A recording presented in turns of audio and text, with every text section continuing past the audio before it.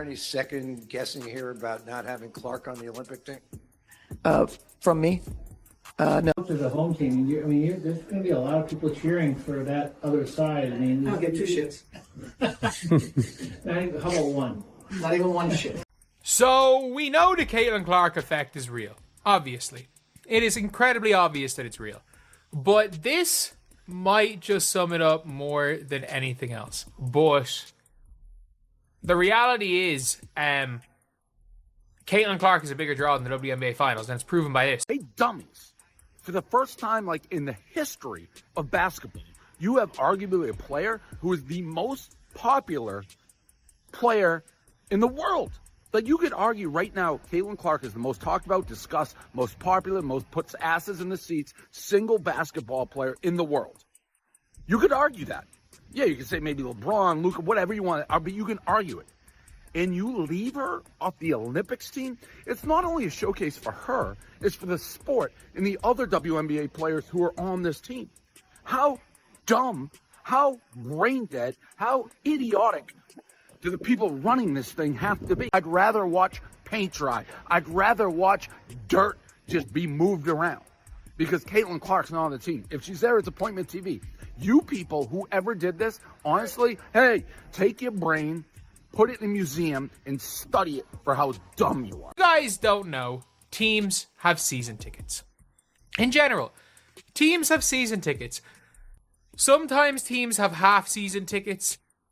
Sometimes have all these other packages. But one team, the Minnesota Lynx, have decided, you know what? We've got our season tickets. But, we're cool with charging you guys like $30 per game for all of these. But when Caitlin Clark comes to town, we're going to be adding 10 times the price probably. Like, you're probably looking at $300 tickets when Caitlin Clark comes to town. So, if you guys didn't see, there is a package for home games for the Minnesota Lynx. So you can see here, these are half-season packages. So you can purchase packages to see every other game.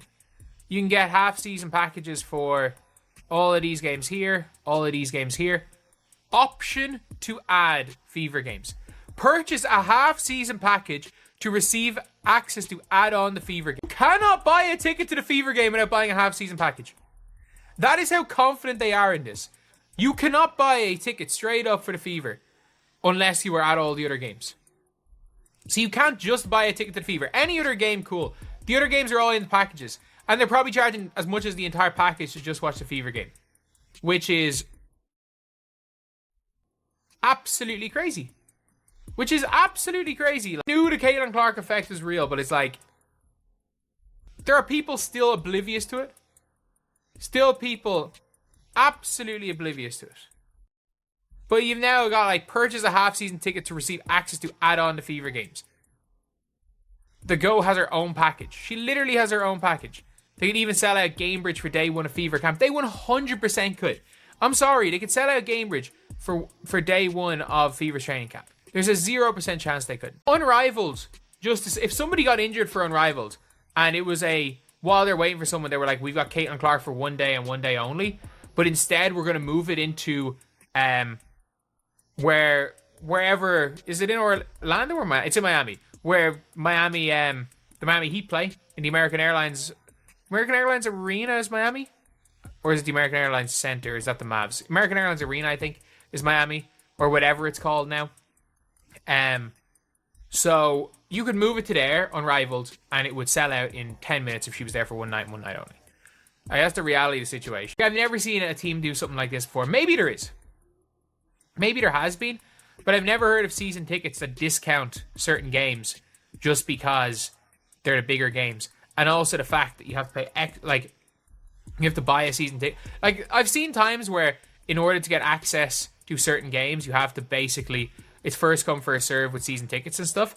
Like, as a Leeds United fan, to see the playoff final, it was like season tickets got first preference. Then you had to have gone to 10 games during the year. Not the people that still call AJ Wilson the face of the league. I'm sorry, you don't need to purchase a 10-game package for the option to watch AJ Wilson play basketball. You don't. And AJ Wilson is in, obviously it's everyone in the packages to see every other team other than And when you take into stock the fact that outside of Kevin Durant, aging superstar, LeBron James, 40 years old, and Steph Curry, there's not a single NBA player more popular today than Caitlin Clark. That is a problem. Over 31% of the Mystics' entire attendance was in 2 games the Caitlin team played against the Mystics. The Sparks, the Aces, the Mystics, the Dream, all moved games when Fever came in town because of the attention that Caitlin and her teammates have drawn that last season. Fever's jersey sales was up 1,000% and attendance was up 250%.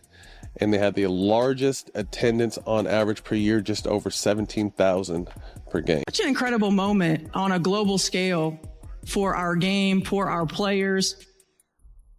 It's like the fans are absolutely incredible. It's the same when we go on the road. Like there's so many people that are showing up in Fever gear. It's really affecting, teams all across our league, which is a really great thing. And, really, I think we're just scratching the surface. Future Hall of Famer and, has had a great impact on the game already. What are some things that you're seeing from Caitlin Clark that stands out to you? What makes her special? I know everyone will talk about the logo threes and, Steph Curry did that for the NBA, right? Think about his popularity because his ability, this little guy, slight of build, running around splashing threes everywhere, right? It's exciting. But just sort of, understanding the physicality of the pro game, and likely the FIBA game, when she gets in that space, she will be very targeted towards, I believe, growing her physical strength and her ability to exist in spaces, against, bigger, stronger athletes than what she faced in college.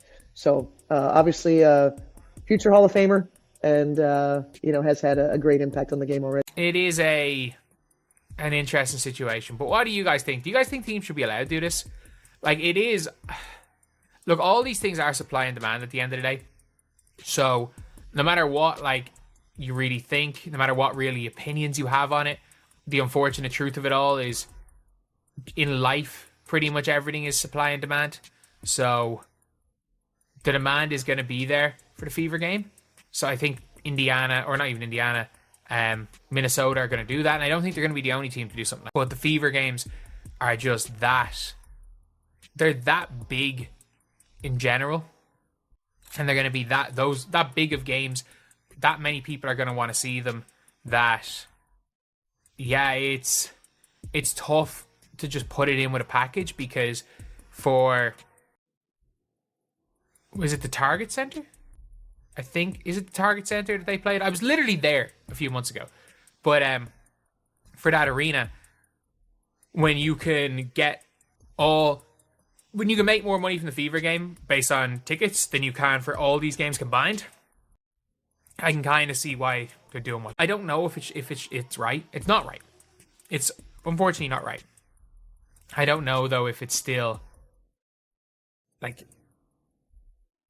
if you guys think it is right morally. Caitlin Clark is a superstar, not a female superstar. She is a superstar. We were coming to see Caitlin Clark play. She moves the needle. The WNBA has been looking for someone who moves the needle.